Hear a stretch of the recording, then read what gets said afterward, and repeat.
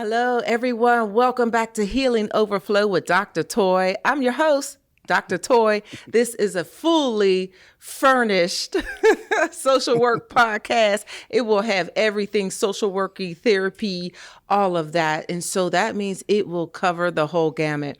I'm so glad that you returned. You came back. Are you noticing something different? You bet. New studio. Yeah. My guest here, I'm going to introduce him shortly, but he's the first guest in our new studio. I'm so excited. Thank you, University of Pittsburgh. Yes. Thank you, Marshall. Thank you, Max. Y'all hooked it up for me. Thank you, Elizabeth. Thank y'all so much, the producers and everybody. I appreciate it so much. The space is beautiful and I'm ready to go. Before we begin, remember Healing Overflow. Check out all of our podcasts right down below. Click. And also don't forget, we have, okay, y'all been sending in your questions to Ask a Therapist. So don't forget, click below the Qualtrics link. It is anonymous. Ask a Therapist segment. I'm going to have enough questions to put together. I always do. Y'all send in the best questions. If your question is answered on the Healing Overflow podcast, you will have a coffee gift card. I'll let you know. It'll be a coffee house near you. Okay? That sounds delicious. Isn't it delicious? Who doesn't want a delicious drink? Right. Okay. I know y'all are wondering, like, who is my guest? Some of y'all might already know because he has his own podcast out there. I've had the pleasure of watching it. It is smooth. It is good information. His guests are interesting, entrepreneurs, all of the above. But anyway, I'm going to go ahead and introduce him and then let him tell you more about himself. But Tyler Coulverson is here. Tyler bridges financial literacy gaps through his YouTube channel, Financial Literacy with TC, and private financial coaching on topics such as budgeting and real estate and building, repairing credit. Y'all said, let me pull up a chair. I need him already. Don't you know? He's here to offer advice and help you to develop your financial keenness. I am so excited. Oh, wait. He's a business owner too. Okay, TC Notary LLC. I just wanted to put that in there. Yes. He's had this business since 2021. And so he started this business just to help folks within the community. So, you know, as a social worker, I love this already. So put your hands together wherever you are and welcome Tyler to the Healing Overflow podcast. Yes. Thank you. You hear them, the screaming, the roaring. They're so excited to learn about finances. Yes. No, and I appreciate it. And I appreciate you having me on. Huge fan of the podcast. Thank you so much. The work you and your husband do. Shout out to Cornell Jones. Shout out, husband. You guys are pioneers in the community, and I learn a lot from you guys.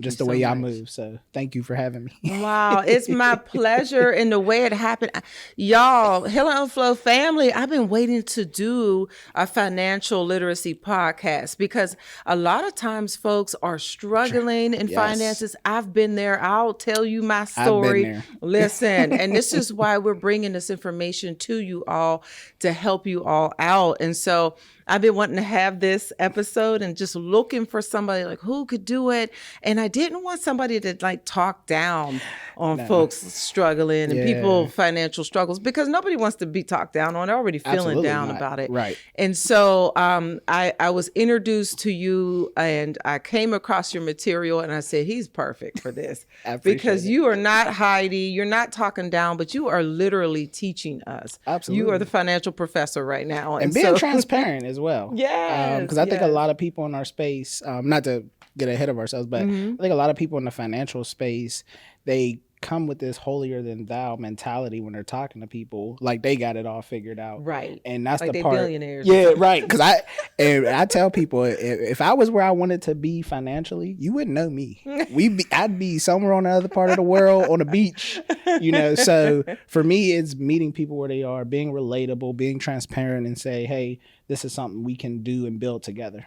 That's wonderful. See, that's why he's here. I told y'all, we about to learn. Pull up a chair and listen. I always have my guests give us some tips. So watch to the end to hear some financial tips. Absolutely. You're going to get some gold nuggets all through this podcast, y'all.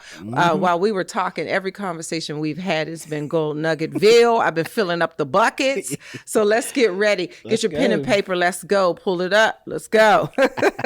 So I want to know, I always, I'm a therapist and I always want to know like the history of someone, like how did you get to wanting to be like a financial coach and have this financial literacy? Like what drew you to this topic? Because I want to tell you, most people are afraid to talk about money and finances. So what drew you to this topic?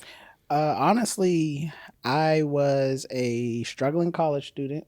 Can you relate? And I was going through multiple industries, everything from fashion at a clothing store for men, everything from Dunkin' Donuts, Massage Envy, working for a lot of corporations with names and brands, but I'm a retail salesman and not making more than $20,000 a year.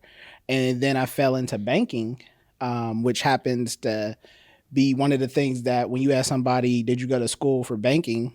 The answer is no. Their path to banking has nothing to do with,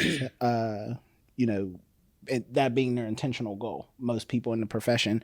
So I started working for a bank, and BankWorks, I will shout them out. Shout out to BankWorks, is an 8-week cohort that allows you an entry-level position into banking. However, my background was extensive in management, and it allowed me to be able to catapult directly to a leadership position in the bank.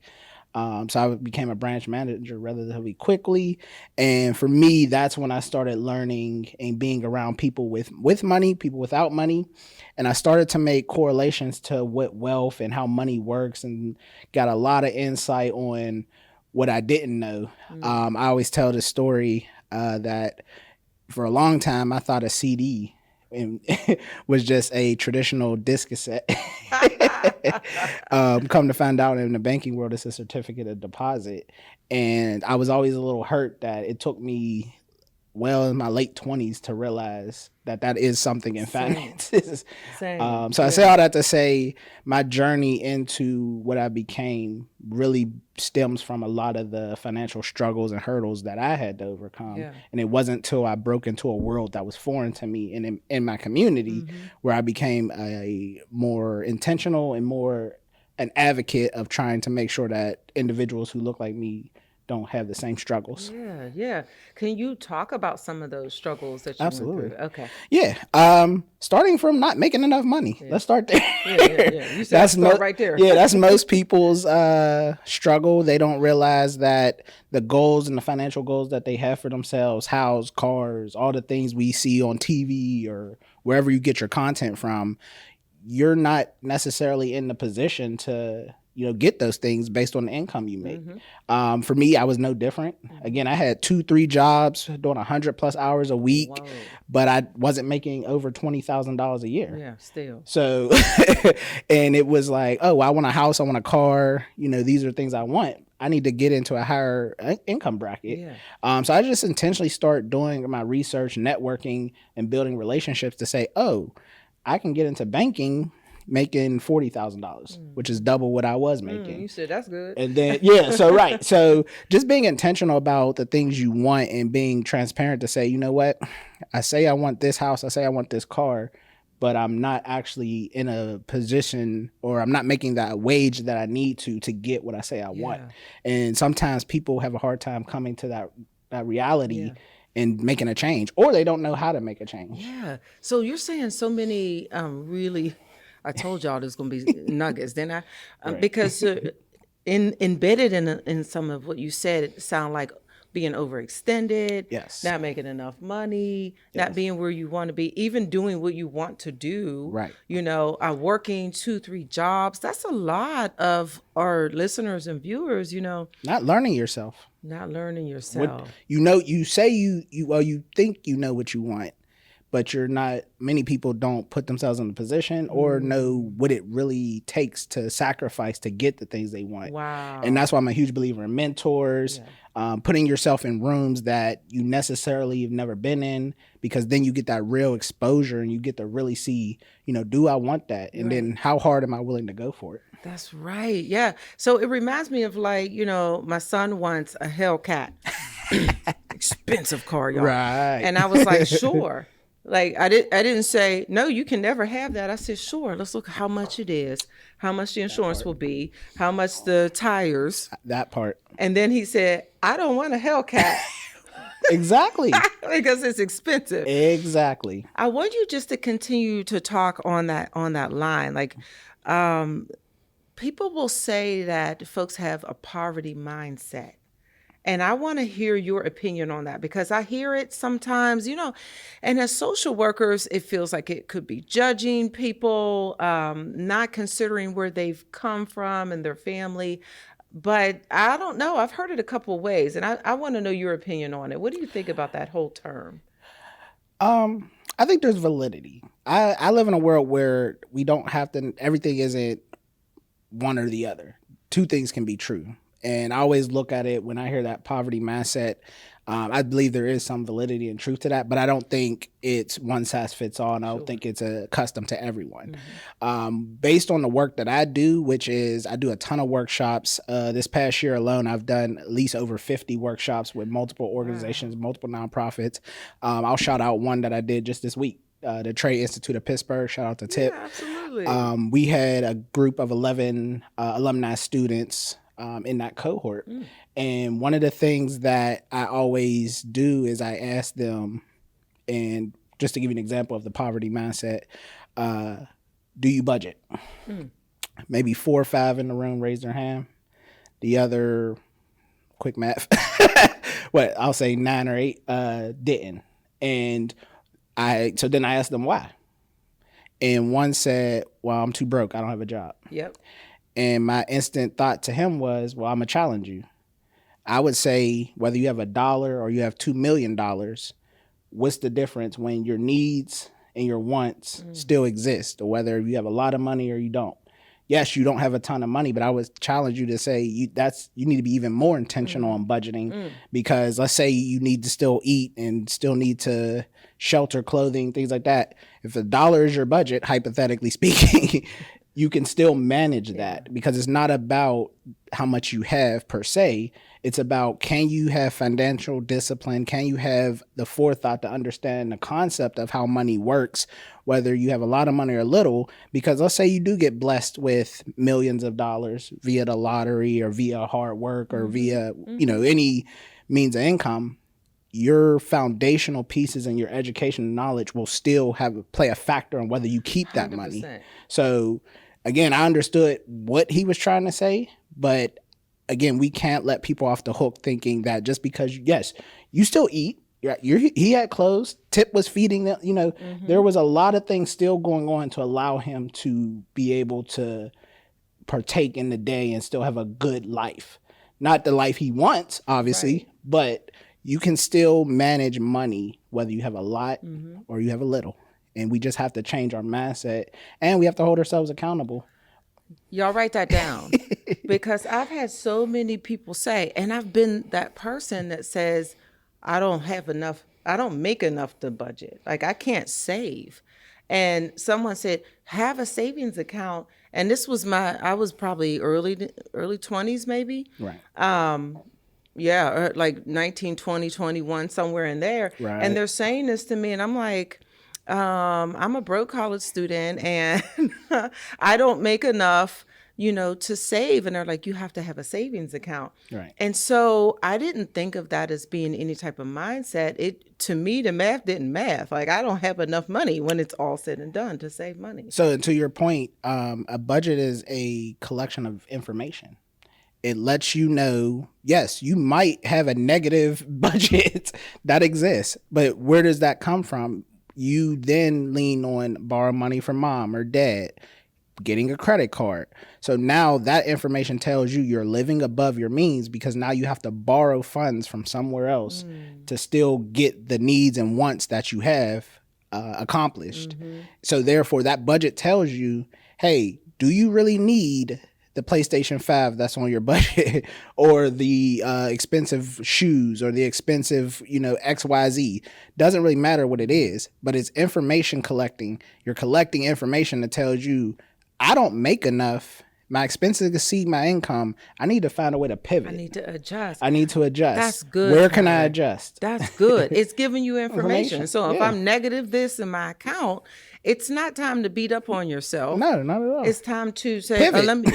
Pivot. That's Or a perfect word. that lets you know to ask for help. You know what? I've been doing this for multiple months, budgeting, and my money still isn't going in a positive direction. It's not to stop budgeting, because I hear that a lot. It's to say, hey, you know what? Let me look up Financial Literacy with TC podcast, or let me look up and ask my professor or someone in the community, or seek a resource that can help me figure this thing out. Man, this is so good. I remember being in that point and asking my friend and her parents, because they looked like they were living lavish, and Absolutely. I said, "Oh, I want to get to that point, because this broke stuff." I remember growing up hearing robbing Peter to pay Paul, Absolutely. and trying to make ends meet, and that whole struggle. I always felt like I needed to be in some kind of struggle. And then when I saw this family not struggling, I said, how you not struggle? And I probably said it just like that. How y'all not struggling? How can I be a part of that? Absolutely. And I remember them saying, a lot of what you're saying, but you're putting it in such plain language for us. I try. That it's like, it don't make sense. So then I Yeah. got to adjust. For sure. And I remember, okay, wait, I got expensive cable. Do I need expensive cable? Do I need an expensive phone? Do I need these things? I do need food. I do need a place to stay. Right. So those are necessities. And she had me write out everything, all of my bills on a list. And then what are some things that can be eliminated? Absolutely. And then what most people fail to do or don't do is put their financial goal at the forefront of every financial decision.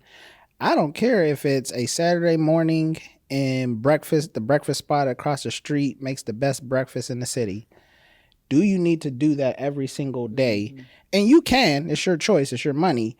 But recognize that you said you wanted to build up enough money to buy a house. You said you wanted to obtain a car that would make your life more convenient, because the bus in the winter don't suit your needs. You said you wanted to travel the world. You said you wanted to take advantage and leave generational wealth for your children and things of that nature. So those things don't just go away every day. They need to be cognitively brought up in your head, and it only takes a second. Is this my only option? And does this purchase move me closer or further away from my goal? Right. And then track how often you do that. So if you go out to eat every single week for a month, what does that dollar amount look like? And was that your only option? And then put it in dollars and in numbers. You're talking the right language. Listen, y'all, I was eating out and parking every day. It came up to hundreds. Yes.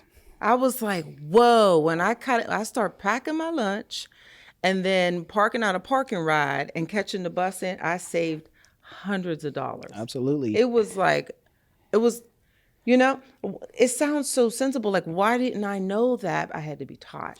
Absolutely. And for me, this is what I do with my clients and anyone who works with me. It's to hold them accountable in a way that isn't malicious, isn't downgrading them, but it's to let them know simple questions. Hey, did you do what you said? No? Okay, that's why you are where you are. Now, if we make the conscious effort to sacrifice, because I always use examples, and this is what I think sets me apart from many in this space. I don't ask questions that I'm not willing to give the answer to myself. Okay. So I tell people I have a fixation to coffee. Every single day in the banking world, I needed a cup of coffee to function. I still to this day. And if you do the numbers and the math, Starbucks, Dunkin' Donuts, you pick a brand, you're north of $200 to $300 a month if you drink it every day, depending on which one you go to. My wife said, yeah, you're done. She bought me a Keurig. I'm making coffee at home for less than $100 a month. For sure. And so that car payment that I was paying for coffee, The car payment. and then I even got more creative. I started, because I'm a servant. I go to so many nonprofit organizations that provide me free coffee. So I still get my coffee addiction, but I do it in a more strategic and more beneficial way that helps my finances. And I use that example to people to say, I'm not telling you can't enjoy life. I'm not telling you can't do what you want to do with your money, but look for other alternatives that are a lot more affordable. Yeah. And if you do that enough, you're getting closer to the financial goals you set for yourself. That's rich. That's rich. And then revisit that after you hit a financial goal. For sure. And it's starting off little. It's like when you first want to lose 10 pounds, you're not like, well, I'm going to run 6 miles a day. I'm going to only eat fish, salad, and water. Right. And that's how I'm going to lose. No, you're going to fail. You're going to fall flat on your face. These are little obtainable goals, little things that you can change and do, but it makes big influence. Absolutely. Can you talk a little bit about financial trauma? I heard this term and I'm wondering what you think about it. What's your take on financial trauma? Do you think it exists, or what do you think about it? Absolutely, it does. So I do want to expand upon, I am always learning. I'm by no means a therapist, but I have partnered with organizations like Still Smiling. Shout out to them. Shout out to Still Smiling. A lot of other individuals who are in this space who come from that therapist perspective. So for me, when I hear them speak and give just a little intellect and some of their knowledge about how trauma works, not related to finances, but in general, I listen, because now I can correlate that to a lot of the times that I hear people in our community speaking about things they struggle with. So to your original question, trauma is very real. And a lot of times when you think about how you were brought up and you think about your relationship with money or lack thereof, it has a lot of deep-seated concerns for you when it comes to making everyday decisions that you're not cognizant of. Example of that would be, money doesn't grow on trees. Some of the statements that we've heard in our communities that you can't fathom how much that impacts you on a day-to-day basis, and your relationship to money can really play a role in just simply, every time I get money, I got to quickly spend it. And when I spend my money, I'm going to continue to think that, there isn't anything beyond getting money and spending. Investing isn't the most common thing talked about in our communities. It's make the money, spend the money, make the money, spend the money. And you can correlate that to our community. The Black community is we're trillions of dollars that we contribute to the spending especially around the holiday season. Yeah. So I bring all these things up because everything that your upbringing, good, bad, or indifferent, it does play a role in how you conduct yourself with money, good, bad, or indifferent. Those who come from affluent backgrounds, I've even seen them to where they don't have a great relationship with money. A lot of times we associate trauma just with, bad experiences with money. People of affluent background, sometimes they don't know how to handle money just because everything's done for them by someone else. Again, I don't spend a ton of time around affluent people, but I've met some and their relationship with money, they have their own challenges and they would tell you. So for me, blanket statement, trauma is very real. Everyone's circumstances and situations are unique in that way, but understanding yourselves, having someone who you can talk to about who you are as an individual plays a role. Because a lot of times when I'm dealing with people out in the community, they don't really understand themselves enough to be able to understand how their finances play a role with how they make decisions. Yeah. And if you don't dig into that trauma, like our trauma sources, they come from all over the place. Yes. You might have had cutoff notices or evictions. Yeah. You might have been unhoused a time in your life. Right. You might have food insecurities. And so if you're in a position where you're actually getting some money, then you're spending it. You don't want to hold on to it. You want to buy those things that you didn't have before. That comes from a place of financial trauma, you know? Bullied in school. Bullied in school You didn't because have the what you had best on. materials. Yeah. So now that you have your kids, you don't want them to go through what you went through. So therefore you overcompensate. They got all the newest stuff, but y'all don't have a will, a power of attorney. Your kids don't have a savings plan for college. There's a lot of things that we hide behind financially to make sure that we are keeping up with the Joneses and looking our best. Not this Jones, but the other Jones. Right. But So, that's such a good point. You know, overcompensating for yourself, buying things for other people because you didn't have it, but it's putting you at a deficit, financial deficit. And so that financial trauma can go on and on, especially in a marginalized community. It can have a crisis effect where you feel like you need to not even hold on to the money and you need to spend it, or you need to help other people, and you constantly buying things for people and giving to people. That leaves you at a deficit. Absolutely. Or holding on to money and not knowing how to invest it. Yep. I know I'm one that always said, like, well, I can't invest. I don't understand all that stuff and the arrows and stuff. It's too much. I'm a social worker. I'm a therapist. That's not the part of brain I work with. And then I was taught again, it's no shame or shade. You have to be taught if you didn't grow up knowing this stuff. Absolutely. And one thing you said in our conversation, you said we should be having these talks over coffee. We should be talking about finances. Yes. And I'm just wondering, like, what should we be talking about? So the example, the example I always give is if you ever travel to an affluent community or a predominantly white neighborhood, I'll just be blunt. If you ever sat in one of their cafes or coffee shops, on any given day, you can see 4 old white men with a newspaper, maybe a magazine, whatever they watch or listen to. And a lot of times, if you just eavesdrop on their conversation, and I've done this many times in Sewickley, Cranberry, out Washington, PA, they are talking about stock portfolios, how their bonds did, a lot of different investment conversations. And they do it so casually and cordially that it's, and now they're not, they're not giving out their private information, Right? But they're not afraid to share tips and tricks. And if we want to really dig deep into it, this country has a lot of the wealthy take care of the wealthy.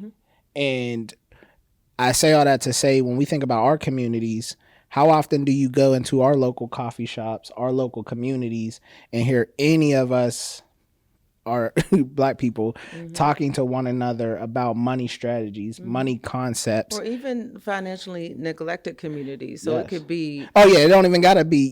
Yeah. And that's a more appropriate way to look at it, because again, for me, my platform was designed to start trying to break the barrier of uncomfortability when we're talking about finances in any shape or form. And for me, it just starts with building a level of trust and transparency and relatability with anybody I talk to. So therefore, I give up myself when I'm speaking to people, so that way they can know that I'm not here to put myself above you or put myself on a pedestal. I'm really here to say, hey, I'm always learning about financial education because I realize our country's in a $1.21 trillion credit card debt. So therefore, I always want to ask people, well, how much time do you spend on money, financial education of any sort? How much time do you be on these platforms learning about ways you can be better with your personal finances? And I'm always sad to get little to no response from that question. People aren't doing that. And I've heard of people like educating even as like super young. Yeah. And so I'm wondering, like, think about, our audience. We have college students and 20s and college debt, talk like what are some things that they should be building and thinking about right now? Absolutely. So if we're coming from the college perspective, it's really about, for me, what am I aiming for straight out of college? a lot of times they kind of get into their field knowing that they want to be engineer, software design, those things, and they're accruing debt while doing so. So while that may be the case, making sure that they understand my industry is going to pay me X, Y, and Z. How quickly can I do all the necessary courses, get my degree, and how have I managed my student payments and things of that nature if they have to pay while they're currently working during their getting your degree. Am I taking care to make sure the interest isn't hitting me hard? Am I being diligent and vigilant with understanding my numbers? Meaning, do I know how much I'm bringing in? Do I make sure that the expenses aren't so overwhelming that now I'm robbing Peter to pay Paul? Just kind of knowing those basic things about yourself. And for me, a budget simply does all that for you. And then as you start to move towards getting closer to completing school and getting out there in the field, have you already put yourself in a position to land the job that you say you want? So that way you can start getting money a lot more expeditiously, so that way you can start taking care of some of those financial goals. And for me, that's a perspective of a college student, because a lot of times, coming out of school, you graduate, got the degree and everything, but now you're looking at secondary education, you're looking at the PhD. Those things cost additional dollars. They do. So it's really just, making sure that you can find ways that, grants, things of that nature to help soften the blow of the financial hardship that you eventually will have to undertake or address. And then if we're just thinking about the perspective of everyday individuals, knowing yourself can help you a long way. Knowing your spending habits. How do you think about money when you first get it? Is your goal to go and jump right into spending it? Or do you have a individual in your life who you can talk money with?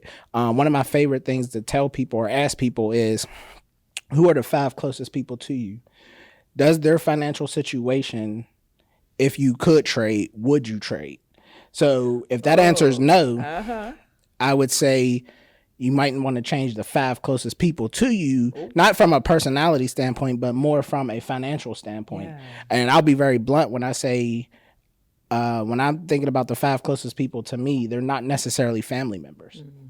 Nothing against family, but I'm very honest and transparent when I say they don't have the financial situation that I would want. Sure. Not to say that, they don't have money or broke or anything. Right. I'm saying I know what my aspirations are financially, and they don't meet them. Yeah. So therefore I surround myself with other business owners, other 6-figure income owners, some millionaires. And when it comes to finances, those are the people who I speak with a lot more frequently.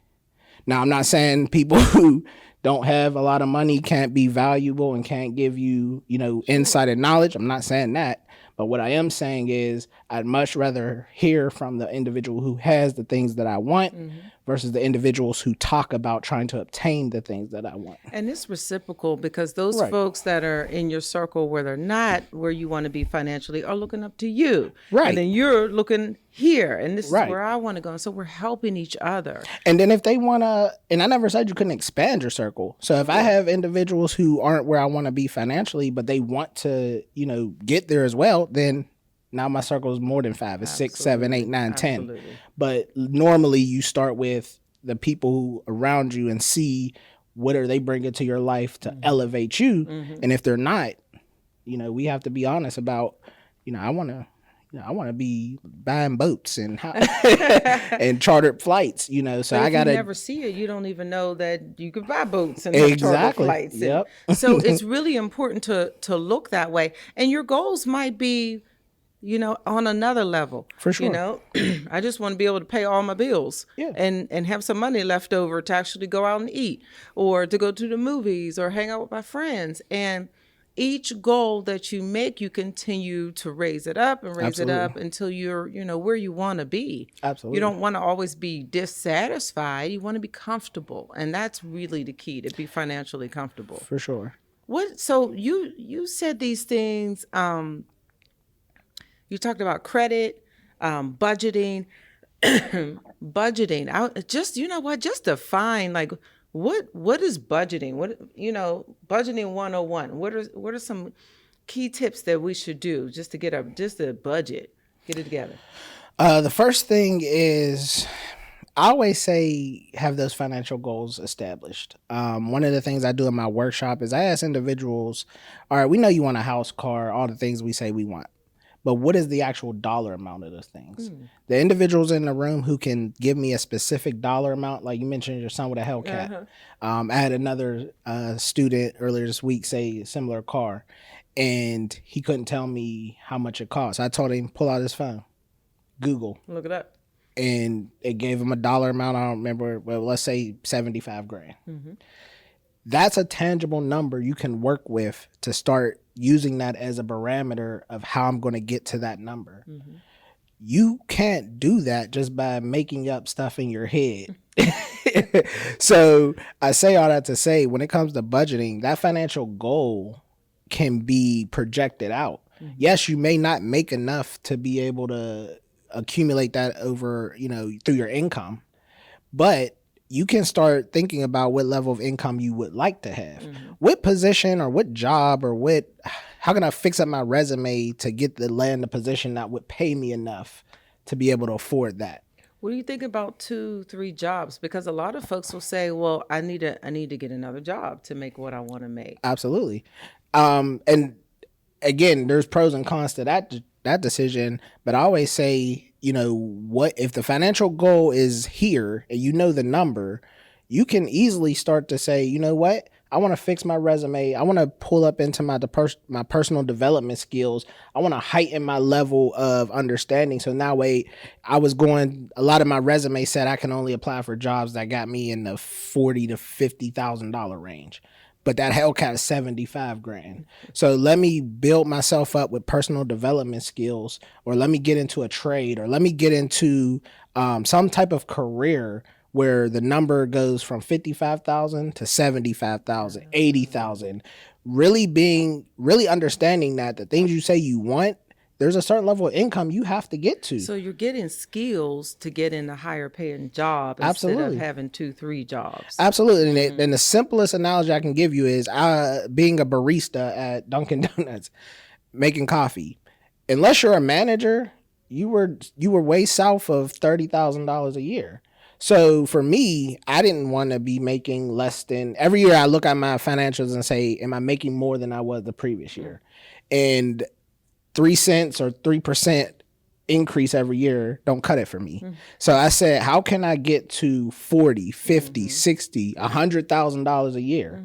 You can look on all these platforms for jobs and read the job descriptions. Some require degrees, some don't. Some require degrees, but they'll overlook it if you have the management experience or the experience that they want. So I started to really focus on, they say I need to be organized. I need to be timely. I need, whatever the description is. If that's not on your resume or it's a skill set you haven't developed, go to University of Pittsburgh, University of Duquesne, any of these other universities that they have. Some of them have a lot of free courses to help build your personal development. And shout out to community colleges, because that's an even cheaper way to get it. Oh, yes. I don't want to forget CCAC. Yeah. You can put in the energy and effort to build your resume up to where now when people look at you on paper, you are $100,000 worth individual. And a lot of times we spend very little trying to do that. We go get the Ubers. We go do the DoorDash. We want to subsidize our income, giving more of our time instead of using our time to build ourselves up, build our mental makeup, our finances, all those things. To me personally, is a lot more rewarding versus going to go trade more time for money. You're talking about investing in yourself. Absolutely. That's what the you're perfect way to about. say it. Yeah. And like you might have to Uber and do these things for a short period of time, but you're Ubering so you could pay for that course that you need to take, to increase your skills so you can get the higher paying job. It's all mapped out. It's a plan. Right. It's a plan. So that's good. And my whole point was a budget gets you closer to make those decisions. Good. It's hard to make those decisions without seeing. And a lot of times if you're a visual learner, that'll help you see it. Even if you do pencil and paper or if you do a app, just seeing it. I had a client yesterday just tell me her credit score went up 52 points just because she was able to see using a digital app where all her money was going. That's good. So I always say write the vision and make it plain, like right in front of you, write that vision. Yeah. Talk about credit, because I'm going to be honest with y'all. When I was in college, I got a credit card. And my college friends reminded me of this the other day when we were hanging out. Like, girl, you was just click, click, and zip, and credit. And next thing you know, I had a whole bunch of credit debt. And I'll talk about how I got out of that credit debt. But, what about our viewers and listeners that are like, I got a lot of debt, a lot of credit card debt, and I did live above my means, and now I'm kind of I'm stuck. Like, unstick them. For me, budgeting and credit are the foundational pieces to every other financial conversation you want to have. Oh, say more. And when I think about credit, or for the viewers, I think about, at the very least, understanding why credit exists, how credit is, a factor in things that I say I want, and understanding how credit is accumulated. So understanding that, payment history, missing a payment is 35% of your, of your credit calculation. Having a bag of mixed credit is 10%? Don't quote me on these numbers. I'm going off the top of my head. I know the percentages though. And then having your utilization, I think is 15%, and then having the right amount of mixed credit, and then having the right amount of credit history, longevity, how long you've had credit. So my point is simple. Having simple education about credit, you should start there, because a lot of times, to your point, when we're coming right out of high school, the credit card companies are already sending you the credit cards for you to get pre-approved. Yeah. We'll give you $5,000 limit. They were all over campus. I was right. Look, signing up to get the little free ball or whatever. Till this day. And for many, and even grown adults, don't read the fine print and don't read the percentages, don't read anything associated with the card. All they see is the big bold letters saying, hey, this is for you. You get 3% off, and all the trigger words that are meant for you to want to start spending.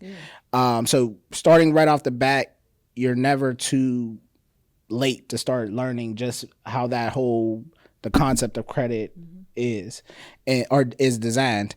And then I would say understanding the best ways to start establishing credit. The most common and most popular is just starting a secured card. Most financial institutions require you just to give them a certain amount. They'll freeze it in an account, and then they'll issue you a credit card.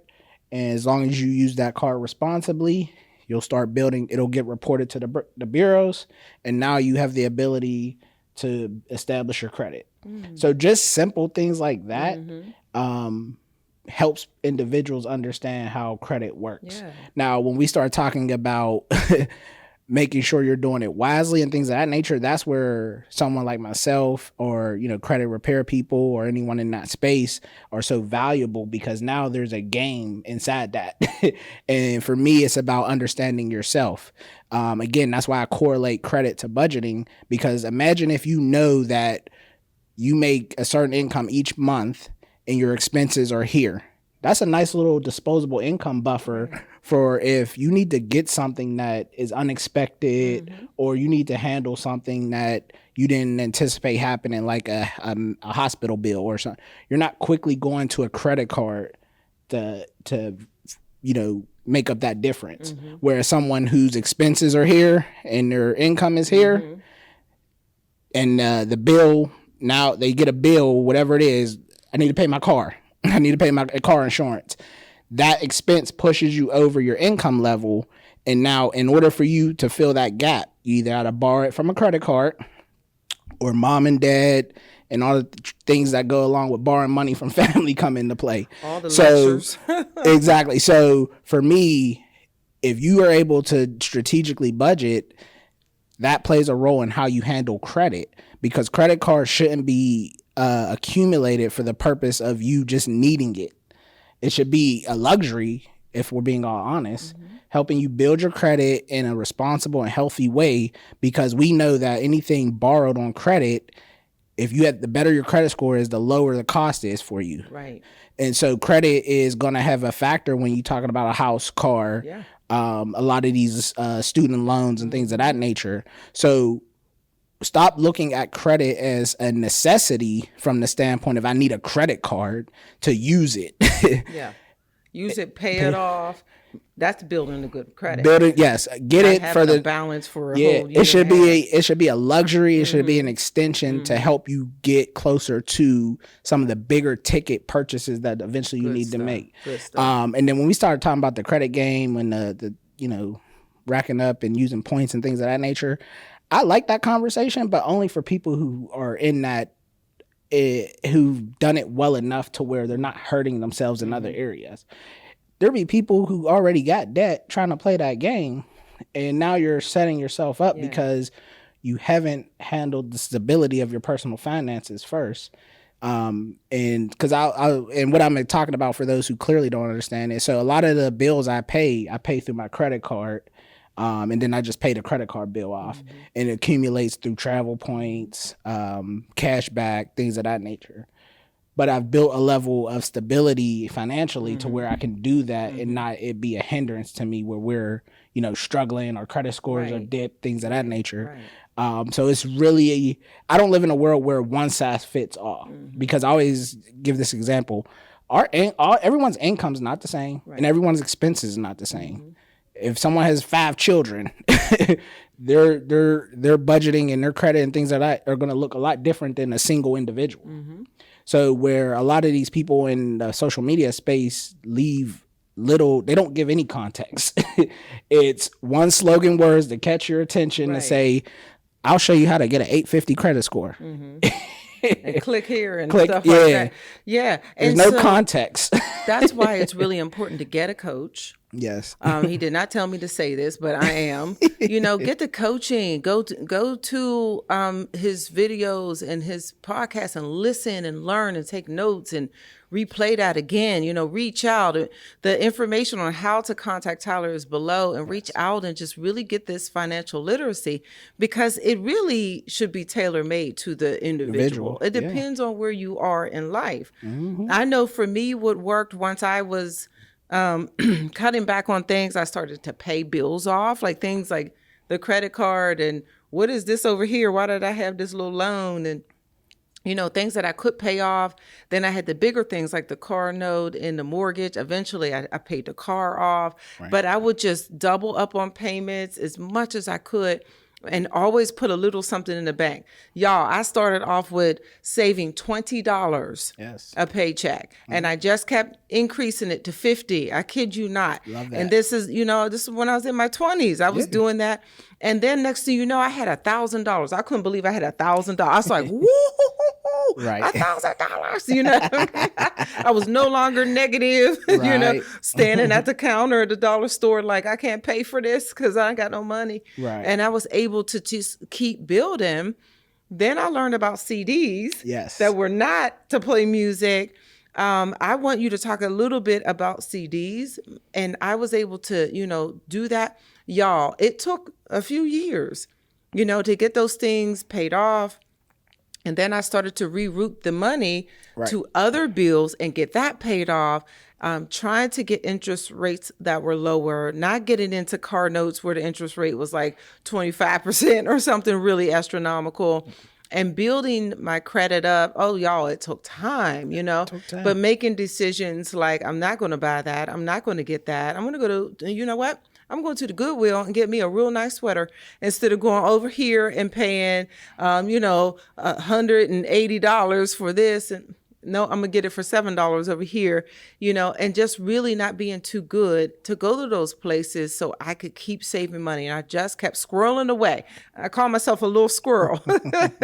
And then eventually I was able to buy a CD. And so I want you to talk a little bit about a CD. I thought it was so above my head. I was like, I'm never going to be able to buy it. And then I realized it's not It wasn't above my head. I could start off with a little amount and allow it to make money. So go ahead and talk about CDs. So this is one of my favorite things to talk about because it relates to banking. And without going on a tangent, a lot of people have a banking relationship that isn't really fruitful or is one-sided, meaning you just got an account because your parents had that account, or you just got an account because they popped up at your school. You just got an account and you don't have really any valid reason on why you got it other than you needed it and they just happened to be there. That's most people. And my issue with that is the relationship is more beneficial to the bank than it is to you. You're getting sold that, oh, you have to have a savings, you have to have a checking. And that's true. That's a true statement. But the issue with that is who said it has to be with the individual that you don't know anything about their financial institution. You don't know anything about other than that they're in front of you and they're going to tell you we'll do this or do that for you. And what that looks like in a form of when I'm out in the community, hey, how much do you get in your savings? I don't know. You do realize that you putting money in the bank, the trade-off is they're giving you something in return, which is the money that is being held, aka a certificate of deposit or a savings account. They're going to give you interest based on the money you keep in there. Obviously, the more money you keep in there, the better interest rate they're willing to give you. And most average, low income, or most people in general, I don't want to classify anybody, but they don't understand that these banks are competing for your business.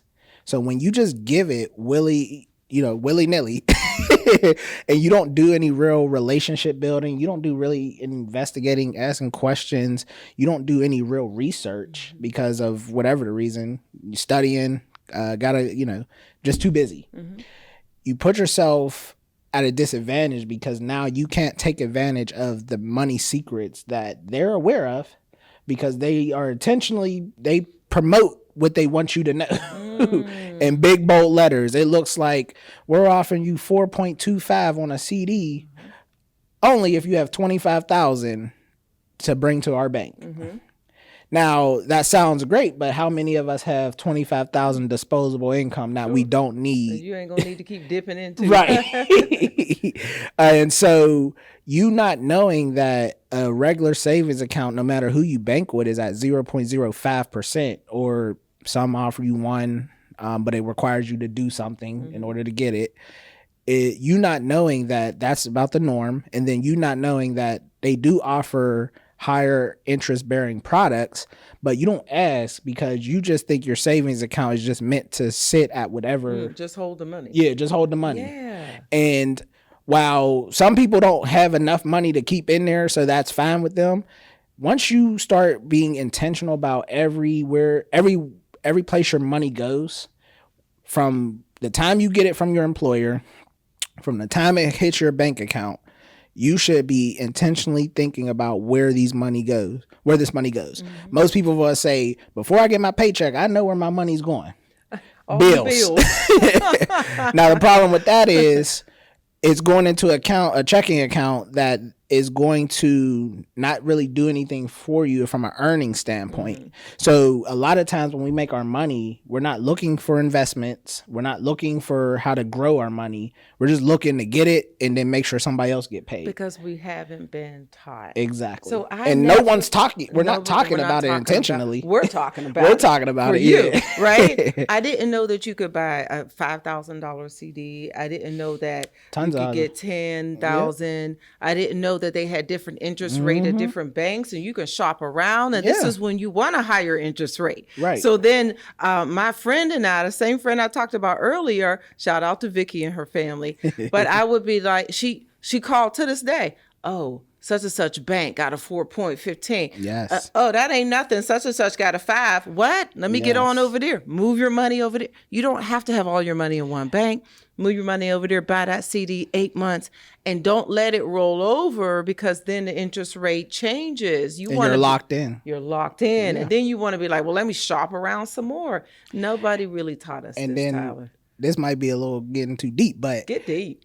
When you imagine having a circle of friends that I talked about who have a similar wealth, and you all doing that, and then when the institution knows that, oh, that person's friends with that person and they're all going to move their money to this institution, you're now increasing your leverage and you're heightening the relationship that you have with that financial institution. And I always ask people, do you really think that millionaires and billionaires, that when it comes to banking strictly, that we have the same leverage and we have the same banking experience as they do? Wow. Do you really think that? Because most people do. Now, I'm sure that you're not naive to think that wealthy people don't live a different lifestyle than most people do. We call them the 1%ers. But I always like it don't even have to be someone who's extremely wealthy. They're wealthier than most. There are people at the institutions who are strictly designed to help with people who have a net worth, let's just say $1 million. So their banking experience is a lot different than someone who's below that threshold. Absolutely. And what I teach people is, well, if you don't have any aspirations to ever get to that threshold, then what are you really working for? Do you wake up just to pay bills and things of that nature? Or do you really see yourself?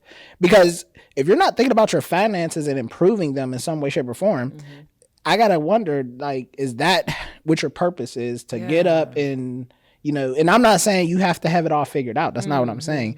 But I'm saying you have to start thinking a lot deeper about your finances. And that's where we talk about the poverty mindset. You have to start really being intentional about how you can move differently, because what you've been doing for however old you are, how many years, isn't working. You don't have to keep doing it. We don't have to struggle, and we got to remember that. Even older folks, okay? Yes. So we were talking to college students and 20-year-olds, but folks, 40s, 50s, 60s, it's not too late to have financial security. Absolutely. I really think you can use a lot of these other tips. Oh, for but sure. I bet you're going to start talking about like retirement and wills and things like that. That's all financial planning. Yes. And given to the next generation. Anything you want to add to that? Yeah, and my goal is for people to understand my relationships and my workshops and things I try to put out there I try to customize it. So a client that I talked to yesterday who has a young daughter and she's, probably in her middle age, that's not the same conversation I'm then going to have with a 20, 18 or 19-year-old. I'm going to pivot and understand they're in two different places in life and their financial goals are vastly different. But the concepts and the theories and the strategies can still be relevant to both parties, but it just looks a little different. Obviously, the person who, has a job full-time, the income is a lot stronger than, a college student who's just now trying to navigate the world, trying to handle making sure that they secure the job that they want for their future, but that doesn't mean that, hey, I see you got a little $10,000 check from, let's just say, I don't want to put up my gambling. Let's just say you got $10,000 from grandma. Thank you, grandma. That's a lot.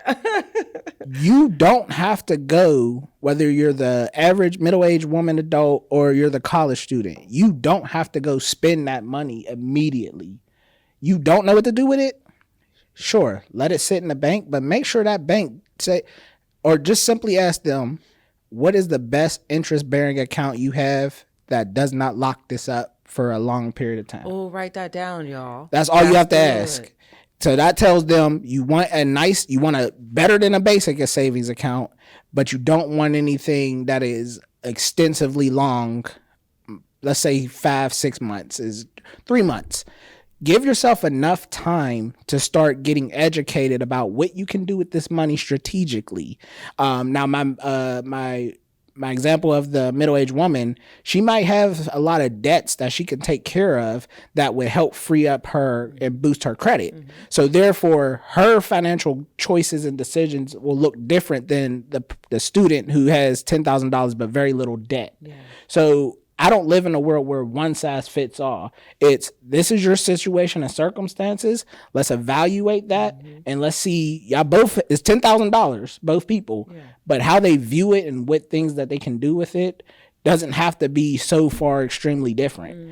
Set it aside, evaluate what the goals are financially, and then see and strategize, or use a relationship banker or use a financial advisor, use someone in your financial circle who you trust and who knows how to handle money ask other people on what you can do responsibly to help elevate your financial situation. 100%. That's good stuff. Because most people get money and They they're don't not, know what to do with not it. consulting anybody. They don't know because the people around them don't know either. That part.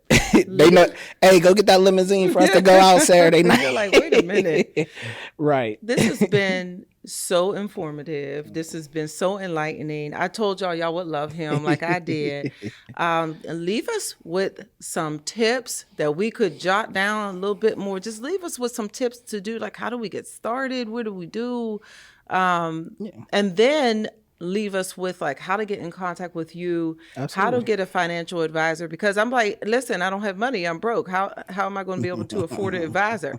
So get on that. Leave us some tips, then tell us what you got, Tyler. You just whipped it out. I won an award last night. Ooh, that's wonderful. Let me see. So thank you to BNY Mellon. BNY Impact. Oh, in recognition of your commitment and collaboration on behalf of BNY Impact Pittsburgh 2025. Congratulations. Thank you. Let's put this right here. And I only pull that out because for me, while I enjoy the recognition, I don't do what I do for the recognition. For me, I do it so that way people who don't have the resources, don't have access to the education for whatever the reason, can still flourish or at least start making strides to flourish. But I'm not naive to let them know that, hey, there is a level of accountability and responsibility that you have to have too. So I say all that to say, when we start thinking about tips, for me, it's about you really starting with yourself and saying, I want this, I want that car, house, and being intentional about devising a plan and strategy that is really realistic for you to obtain.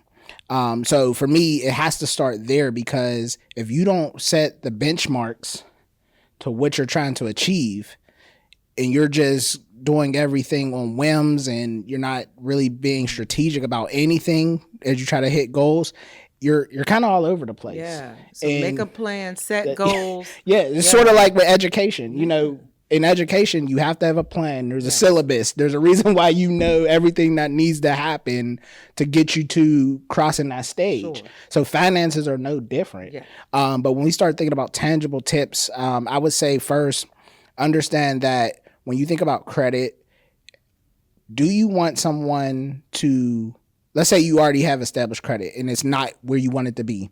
Do you have the time or money to pay someone to either fix your credit for you, or do you have the time or money to sit down with yourself or YouTube or any of these social media platforms and get educated on credit, budgeting, all these things? Because I always tell people, anything I'm out here talking to people about, it's not earth-shattering information. I'll just be honest. And a lot of your workshops are free, right? A lot of them are free. Yeah. Or the organization pays for it, and all you gotta do is show up. Just show up and learn. But the intentionality behind and making it make sense, that's the part you won't necessarily get from these platforms.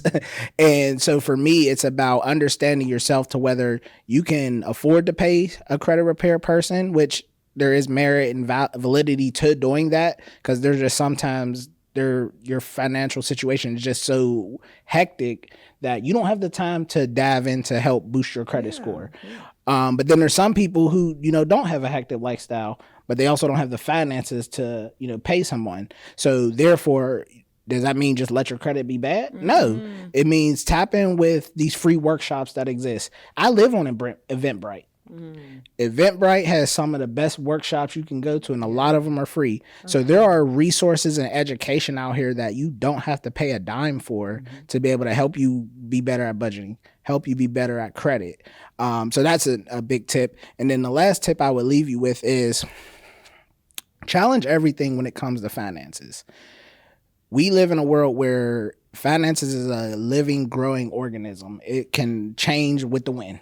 And every time there's a new administration, every time there's new leaders put in different offices, they have the ability to make finances what we know to be true. It can change. And so I say all that, immerse yourself in, being up on laws, being up on political offices, because a lot of times the average person doesn't understand how much that impacts how money is going to continue to move and how it does move. And again, let's just say you don't care about any of that. At the very least, establish relationships with individuals like myself who are hip to what's going on. I don't care a ton about politics unless it's time for me to vote for local, but I do have a lot of friends who do know more than me, so I rely on them to give me the necessary information that I may not know or I might miss. So as someone who works for Pitt, there's a lot of phenomenal things I don't know about Pitt, but I have a resource and I have a relationship with someone who does. And that's where we need to strengthen ourselves in building genuine relationships with people because there's just too much in the world. You'll never know everything. Absolutely. So build strong relationships with people who they immerse themselves in that specific topic or subject. Add them to your friend circle. So now when you need help, I don't have to put in, I need a credit repair person. I already have a friend who can help me. Yes. So that's my last tip when it comes to that. Just immerse yourself in what you need done and have someone who can help you.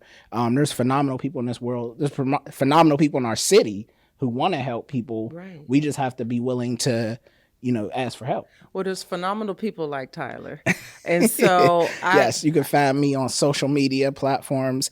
Facebook is TC blank Coulv, Coulv on Facebook. Instagram is the same thing. I'm trying to get my TikTok up, so believe it or not, T Coulv on TikTok. That's a platform that is still new to me, but I love it. And then you can also hit me at 412-439-1441. That's my notary company. And then I'm also available by email, tcnotaryllc@outlook.com. And then Coulverson, Coulverson. You type that in any Google platform, I'm popping up. So there is no reason you can't find him. Okay, we are so grateful to have you here. Your whole attitude. There's no fear for the money. There's no judging any of that. It's just pure love. I just feel so much like that Tyler really cares about folks that are struggling and how to get them to a point where they can have financial healing and financial freedom. Yes. So thank you again for being a guest on Healing Overflow. Yeah. We got to break barriers and just having conversations about money. It shouldn't be a taboo. That's it. I'm not saying you got to tell me your social security number or any of that, because there are scammers out here. I would be remiss about but having a transparent and honest conversation. If I don't know something, I'm the first person to say, you know what, I don't know it, but I will tell somebody who I know knows it. He's so humble. Yeah. And that's really where you need to begin. You got to feel like you're not judged and sit down with somebody and get some help. Absolutely. Try those tips, y'all. Try these little things. I know what worked for me. Right. A lot of what Tyler shared worked for me back in the day. And so, I feel like there's so much more freedom and comfort, and you don't have that fear about money so much once you can get stable. So reach out to Tyler. You know what? Hit our Qualtrics link, send in your questions, and it could be financial questions. We'll get it to Tyler, or I'll answer it if I can. But click below, ask a therapist, and we will absolutely get back to you. It's been a pleasure having you here, Tyler. I hope that you will rewind. That's show my age, y'all. Rewind the tape. Get all the information that you can. He's winning awards for a reason, y'all. So just get out there and get that financial healing and financial security. Yes. Thank you again for listening and watching Healing Overflow with Dr. Toy. Share it, y'all. Share it so that others can heal. Let that healing overflow onto everyone else. And let's be financially Make sure you subscribe too. I love this podcast. Subscribe. Thank you. Yes. Subscribe to my YouTube. Subscribe. All right, y'all. And continue to listen and continue to share. Thank you so much. And I'll see you next time. Bye, y'all.